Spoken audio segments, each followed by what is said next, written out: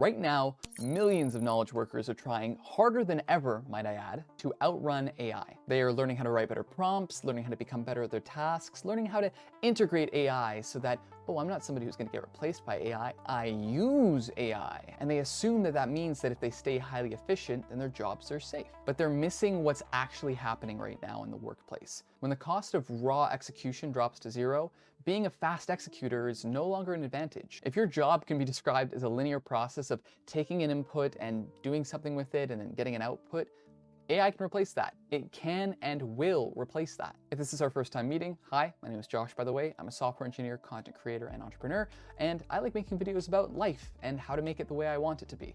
And that includes not being replaced by AI. So we are past the point where AI is just a chatbot. If you using AI in your workplace is just talking to ChatGPT, you are so far behind already, it's not even funny. In 2026, autonomous agents have completely replaced AI chatbots. They are making decisions and thinking for themselves. These agents are handling tasks that used to take junior developers or analysts days to complete, all without being paid anything other than the token cost. Data from recent enterprise studies shows that over 45% of the tasks that software engineers, like myself, work on, ranging from writing code to testing, are entirely handled by autonomous agents. In marketing and finance, the numbers are quite similar. Repetitive data modeling and content localization are now effectively costless for any company that takes the time to actually build something to do it. What this means is that the traditional junior to senior pipeline is completely broken. Today, companies don't need that. They have an AI model for that. And once most of these companies figure out that they can do everything that you're doing right now with an AI agent, there's an economic principle called the law of complementary goods. It basically states that when the price of a product falls, the value of its complement rises. Think about smartphones. When mobile data became cheaper and easier to access, the value of mobile applications skyrocketed. Right now, the price of raw digital execution, writing a marketing plan or business plan or code or whatever it may be, is falling. And it's not at zero yet, but it is going to zero. Therefore, the value of the complements to whatever task that is has to rise. So what are those complements? Human trust, context alignment, system architecture, knowing that somebody who has the experience can actually make a decision based on the information that they have as a human in a way that an AI cannot. To remain hireable and highly compensated, you have to stop selling the raw execution and start selling the complement. The problem is that most professionals are still running an outdated playbook,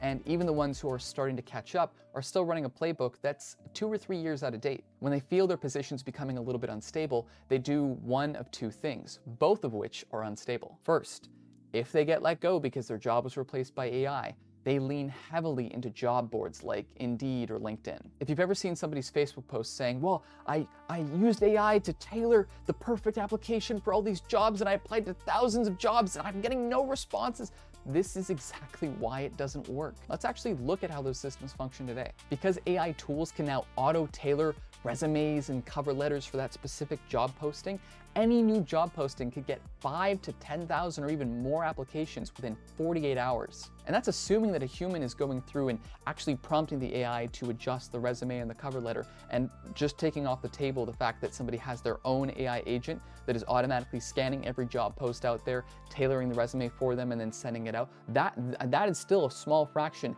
It's going to become much bigger. So to manage this digital avalanche of all these applications coming in, they're relying on ATS. HR departments are relying on applicant tracking systems to filter out 98% of those job applications before a human even looks at them. It's an algorithm arms race. If you are cold applying to jobs on LinkedIn or Indeed, you are running a losing race. You are trying to beat an AI. It's a statistical losing game and the odds are not in your favor. The second thing that's also a complete dead end is that I see workers falling into what's called the efficiency trap. They use AI tools to double their daily output. If they used to write 200 lines of code one day, now they're writing 400 lines of code. If they used to write 2 technical documents a day, now they're writing 4 technical documents a day. But ask yourself, if everyone in your industry is doing double the amount of output, well, then the price of that output has effectively halved. If you used to get paid $100,000 to do what your job did before AI existed, and now that your job exists, you can do double the amount of work, you do the math. You haven't actually built any leverage per se by now using AI, you're just running faster on a treadmill. And every day that AI gets smarter, the treadmill is accelerating against you, baby. You are still acting as an operator, the person sitting between the system prompt and the output. Doesn't matter if it's in finance, code, marketing, whatever. If you're an operator, you are highly exposed to cost cutting. If the company sees that one engineer can do the work of 4 engineers, well, the bottom 3 engineers get let go. And what you want to do is step off this treadmill entirely. Don't even allow yourself to be a part of it. So let's break down exactly how that system works. True career sovereignty, the ability to remain highly paid, highly sought after, and completely impervious to market fluctuations, or AI, is built on 3 distinct layers. I call this the sovereignty professional matrix. It's a design system, but for your career. The first layer, the reputation edge, trust over transactions. Trust cannot be automated. An AI model can generate an impeccable proposal, but it cannot sit across from your CEO and describe why that proposal is the way it is. It can't look a stakeholder in the eye and absorb the result of a multi-million-dollar mistake. When companies make critical, high-stakes hires, they aren't looking at public job boards. They're turning to trusted networks. They hire professionals who they probably know through someone whose capabilities have been tested in real-world situations. The second one is what I call the synthesis layer. AI is great at running well-defined problems. If you say, write a Python script to do this one particular thing, AI will be like, oh, yeah, no problem, you got it. I'm gonna write that Python script right now. And it'll do it in 4 seconds. But right now, AI is fundamentally incapable of understanding what problem actually needs to be solved in the first place. Humans do not communicate their problems clearly. Our world is built upon that fact. We do not communicate clearly. The number one way to succeed in any form of your life is just become a master communicator. Your life's gonna tenfold. It's gonna be great. AI does not know how to do that. I mean, humans haven't even figured it out. I mean, if AI is meant to be a replication of humans and humans haven't even figured out how to communicate properly, you think we're gonna be able to train an AI model that can? Clients, executives, users, they speak in messy, emotional terms. But the value is in the translation. The irreplaceable professional is the one that could sit in a chaotic room with a bunch of different ideas being thrown around and be able to filter out the noise. They can isolate the true problem that's asking to be solved and build a solution accordingly. And finally, layer 3, system architecture. Instead of viewing AI as a competitor or a digital assistant, the person who makes themselves AI-proof sees AI for what it is. Leverage. You stop seeing yourself as a single contributor and start seeing yourself as a director of digital resources. You don't write the code, you validate the design system. You don't write the spreadsheets, you validate the financial model. Effectively, you're placing yourself in a position of things that you can do that only you as a human can do, and you're letting AI do the rest. So, let's take a look at how to actually implement this matrix into your life over the next 30 days without blowing up your career, quitting your job, or just tearing it all down. Let's talk about implementation. So how do you actually build this infrastructure while managing a full-time job, a family, the chaos of life? We do it by executing 3 precise system shifts. Shift 1, kill the job board. Engineer asymmetrical relationships. Stop spending hours sending resumes into the corporate void. Instead, build what I call a competence engine. In the modern landscape, your resume is not a piece of paper. It is the digital trail you leave behind. This YouTube channel is part of my resume. The websites I've built are part of my resume. My working history, it's all part of my resume. It's not just one piece of paper, it's everything I've ever touched and the work that I've actually output. If you're a software engineer, this means building things in public or contributing to open source projects. If you're an analyst or a project manager, it means writing clear documents on how specific systems work and actually publishing your findings on places where industry leaders look for insights. Okay, if I've lost you so far, think of it this way. When you apply to a job online, you are effectively closing your eyes and throwing a spear. You're hoping you're gonna hit something, but you're probably not. Whereas, if you're actually building in public and sharing your thinking, you are setting up a beacon for yourself. A single well-reasoned article or a cool tool that you built shared on LinkedIn, GitHub, or your own personal website could be seen by thousands of people while you sleep. That is what asymmetrical leverage is. You do the work once, and then it works for you forever. Shift 2, double your ambiguity index. Look at your current calendar. Look at the current tasks that you have to do.